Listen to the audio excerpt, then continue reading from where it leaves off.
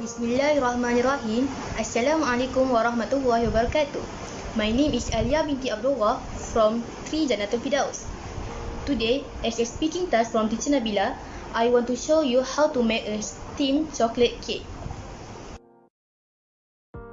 The ingredients are divided to two groups, wet ingredients and dry ingredients. Wet ingredients: 3 eggs, 1 cup of cooking oil,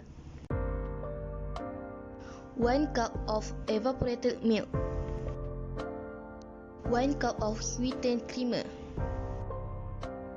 1 tablespoon of vanilla essence.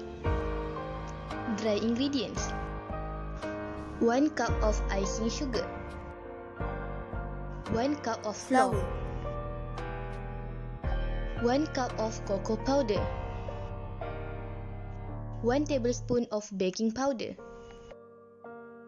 1 tablespoon of sodium bicarbonate.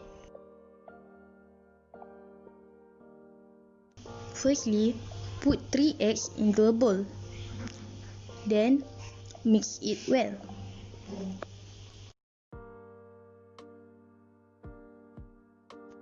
Next, put 1 tablespoon of vanilla essence. After that, put cooking oil, evaporated milk and sweetened creamer into the bowl. Mix it well. Then, take another bowl and put all the dry ingredients in it: flour, icing sugar, cocoa powder, baking powder and sodium bicarbonate. Mix all of the dry ingredients together. After that, put the wet ingredients and dry ingredients into the same bowl. Mix it until it turns to dark chocolate color.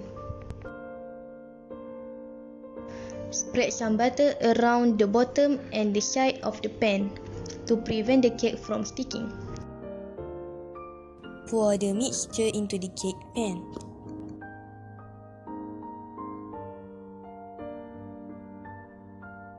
Next, put some water into the bottom part of the steam pot and boil it.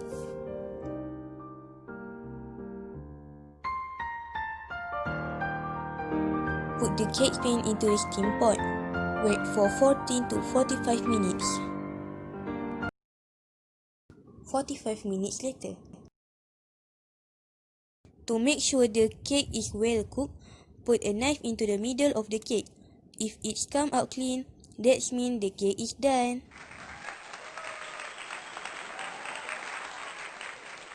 Notes: you can add chocolate cream as a topping if you want. Thank you so much for watching this video. Please subscribe to Nabila channel. Goodbye. Assalamualaikum.